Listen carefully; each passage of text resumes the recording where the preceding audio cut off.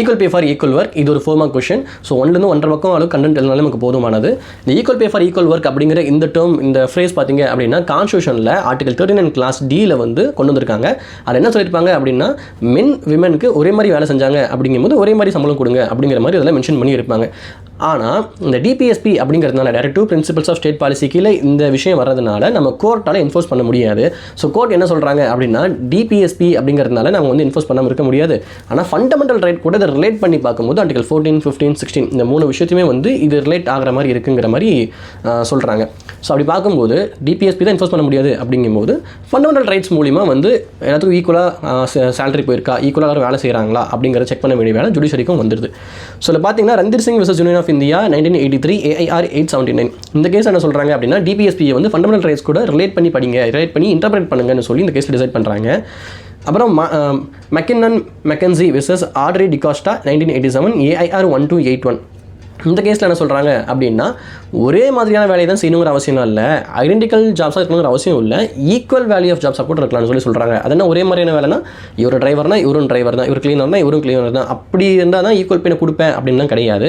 Equal வேல்யூவாக இருந்தாலும் கொடுக்கலாம். ஃபார் எக்ஸாம்பிள் இவர் வந்து துணி தைக்கிறவராக இருக்கலாம், இவர் துணி கட் பண்ணுறவராக இருக்கலாம். ஸோ ஈக்குவல் வேல்யூ தான், ஒருத்தர் இல்லைனாலும் இந்த வேலை கண்டிப்பாக முடிக்க முடியாது. ஸோ ஈக்குவல் வேல்யூவாக இருந்துச்சுனாலும் கண்டிப்பாக நம்ம வந்து அவங்களுக்கு ஈக்குவல் சேலரி ஈக்குவல் பே பண்ணணும் அப்படின்னு சொல்லி இந்த கேஸில் டிசைட் பண்ணுறாங்க.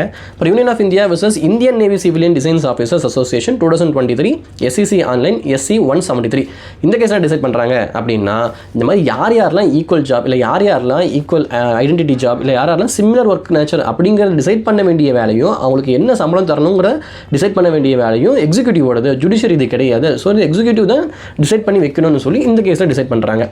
ஸோ நமக்கு இந்த கான்ஸ்டியூஷன்லையும் கேஸில் மட்டும் தான் டிசைட் பண்ணுறாங்களா இந்த மாதிரி விஷயத்தை சொல்கிறாங்கன்னு பார்த்தீங்கன்னா நமக்கு வேறு லெஜிஸ்லேச்சர்லையும் இதெல்லாம் சொல்கிறாங்க, லெஜிஸ்லேஷன்லையும் இதெல்லாம் சொல்கிறாங்க. அதில் கோட் ஆஃப் சோஷியல் செக்யூரிட்டி 2020 இது என்ன சொல்கிறாங்கன்னா இரஸ்பெக்டிவ் அவங்க வந்து ஆர்கனைஸ்டோ அன்ஆர்கனைஸ்டு செக்டர் வேலை செய்யக்கூடிய லேபர்ஸோ அவங்களுக்கு ஈக்குவலான பே கொடுக்கணும்னு சொல்கிறாங்க. ரெண்டாவது இந்த கோட் ஆன் வேஜஸ் 2019 இதில் என்ன சொல்கிறாங்கன்னா அவங்க மேன் விமன் அப்படிங்கிற மாதிரி ஃபிக்ஸ் பண்ணாதீங்க, ரெஸ்பெக்டிவ் ஆஃப் ஜெண்டர் அவங்களுக்கு வந்து என்ன வேலை செய்கிறாங்களோ அந்த வேலைக்கு தகுந்த சம்பளம் கொடுங்க அப்படின்னு சொல்லி இதில் வந்து சொல்லியிருப்பாங்க. சரி, அப்போ ஆக மொத்தம் equal pay for equal work அப்படிங்கிறது என்ன அப்படின்னா பாகுபாடு இல்லாமல் என்ன வேலை செய்கிறாங்களோ அந்த வேலைக்கு ஏற்ற கூலி, எல்லாத்துக்கும் ஒரே மாதிரி கூலி, எல்லாரும் ஒரே மாதிரி வேலை செஞ்சாங்க அப்படின்னா ஒரே மாதிரி கூலி கொடுக்கணும் அப்படிங்கிறது அந்த equal pay for equal work அப்படிங்கிற கான்செப்ட். அப்போ ஒர்க் என்ன மாதிரியான வேலை அப்படின்னா சேம் ஒர்க்காக இருக்கலாம், இல்லையா ஒர்க் ஆஃப் சிமிலர் நேச்சராக இருக்கலாம், இல்லையா ஒர்க் ஆஃப் ஈக்குவல் வேல்யூவாக இருக்கலாம், ஒரே மாதிரியே வேலை இல்லைனா கிட்டத்தட்ட அதை ரிசல்ட் பண்ணுற மாதிரி வேலை, இல்லை ஈக்குவல் வேல்யூவில் வர மாதிரியான வேலை. இந்த 3 விஷயத்துக்கு வந்து equal pay for equal work கொடுக்கணும் அப்படின்னு சொல்லி இதில் இதுக்கான கண்டென்ட்.